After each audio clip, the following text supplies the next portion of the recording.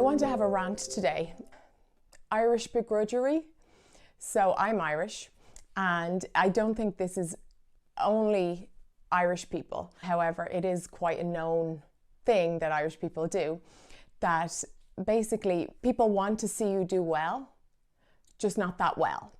They are actually thoughts that I have battled with myself, honestly, all cards on the table. And it's usually when, you really support someone when they're starting off, and then as they get bigger and bigger and bigger, you kind of go, are they getting too big for their boots? And we tend to be quite harsh on them and judge them, and suddenly we go from liking them to disliking them. It's very, very common. It's the reason why people don't try, they don't start a business. It's a very unfortunate thing because it is usually down to jealousy, and it's usually down to that mindset of scarcity. They have it, but I couldn't have it. I do believe that is a trauma response. We have generational trauma when it comes to scarcity and being poor in our country. And like it was down to, get a 9-to-5 job and you can put food on the table. And after that, you have notions.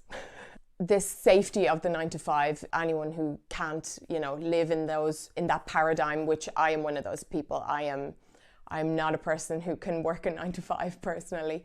And so I've always fallen outside of that, but it meant I've always taken risks and I've always done different things. And I do believe that begrudgery comes from that place of, well, they're doing something that's completely foreign to me and it's dangerous. And, what if it all falls through on them? And people like to see people fail. And that really angers me. It really angers me. Because even if I don't like a person, I don't like to see them, step away or fail or feel like they're a failure or, be trolled, because let's be fair, everyone loves to give out about something. The person who does tend to step outside of their comfort zone and put themselves in a position where they can be trolled or where they can be pulled down or where they can be bullied or any of those things, they're trying to create a better life for themselves. That is what they are doing. They're doing nothing wrong. They are not harming you, but these people are just trying to do something different, break the mold a little bit. Let's be fair, the greatest people in the world broke the mold. They followed a dream, and people don't hate them because they don't know them. And I find in a small country like Ireland that hate is the foundation is in jealousy. And if we remove that mindset, that scarcity mindset, just because someone has become successful, it doesn't mean you can't. Don't think you can't. If you can't, it's down to your excuses. It's your, if you don't try, it's down to your excuses. This fear of being judged goes hand in hand with the fear of failure. And the fear of failure is often greater than the will to succeed. That is very sad. It's a known fact. It is actually a known fact. If you sold things based on the promise that you won't fail, rather than the promise that you will succeed, you will sell more things, because the fear of failure is far greater than the will to succeed or than the need to succeed. And I actually don't necessarily think it's the fear of failure. I think it's the fear of failing in public. I think it's the fear of the judgment of, well, there she was, she did great or he did great, and now look at them. They're nobodies. It's an awful pressure to put on yourself. It's like that, what if I fall, but what if you fly? Do you know? What if you fly? And the thing is, all the haters, all the begrudgers out there, they are not paying your bills. They are not the ones who you will turn to when things go wrong. They will be the cause of it, but they won't be the ones you'll turn to, and they won't support you, so screw them. Go ahead and do what you need to do to get yourself off the ground. It was actually my hairdresser who said, and it was one of the most powerful things to me, because in all my years practicing as an aesthetic nurse and having my own business and becoming really, really popular and really well known in my game, not many of my friends ever had treatments from me. And it was actually my hairdresser who said, your friends will rarely become your clients, but your clients will often become your friends. And that's the truth. I made so many friends through the 10 years of aesthetics. I got to know people. People tell you their life stories.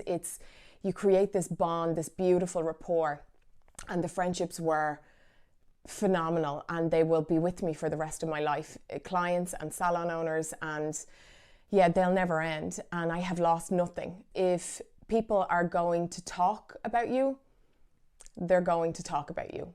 That's it, the end. Give them something to talk about. The judgment, and I remember when I bought a new car, and I turned up to a salon in my car, and one of my clients was outside, and she says, "New car? Ah, yeah, sure, why not?" And I could see the look in her eye. And the look in her eye was, my money is paying for that car. And the truth was, in my head, I thought, if I was a man, you wouldn't think like this. And I knew what she was thinking. I could see it. It was written all over her face. And the truth is, she never came back to me. And I knew she wouldn't from the second she saw the car. I knew she wouldn't, because I knew in her head she was thinking, well, here I am on the breadline, and I'm getting my lips filled, and this girl is rocking up in her new car. And it wasn't even an exceptional car. It was just, it didn't matter. I could have been anything. She was looking for something. And that's the thing, people will always look for something. Shanice Griffin, who said recently, Irish people don't want to see you do well. And she was torn apart for her views. And she was torn apart because she's successful, for no other reason. But the truth is, she was torn apart by people who didn't want to see her do well. So it was quite funny, because she was literally proving the theory correct by saying that. And then I actually read recently, it was Niamh Cullen who had started up a clothing line, and she said, she's 4 lawsuits in a year, and it's been the hardest year of her life, and she was quite ashamed, and she was upset, and everyone was like, oh, boo-hoo, oh, poor you, because, all that money in your mansion and blah, blah, blah. And nobody knows what her bank account looks like. Nobody knows, so that's no one's business, firstly. But the level of disdain and hate and anger, because she spoke about a hardship, and it always came back to that scarcity mindset, that mindset of money, because she had money, because she dared to try something new, and people were on her back saying she didn't deserve, basically, to feel sad because things went wrong for her. She wasn't worthy of her pain. We have a serious issue with that mindset in this country, and I think it is global. I don't think this is predominantly an Irish thing. This is global. And I just think, for all of you haters out there, get a grip. Anything that anyone has done, you can also try your hand at.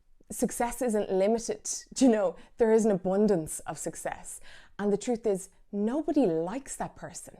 Like, that person who sits back and talks crap about other people or successful people, you're actually not a nice person. Just so you know, you're not a nice person. Unless you have a real solid reason, or unless that person has slighted you or wronged you in some way, shut up. That's all there is to it. If, however, you are looking to start your own business, or you are looking to, build something and create something new, just click on my free gift to you, which is a guide to setting up your own business. It is the step-by-step, very practical guide. It is the step-by-step guide that you have to go through to set up a business wherever you are. Best of luck, and remember, you got this. And everyone out there who hates on people who try to be more or do better or be different, shut up.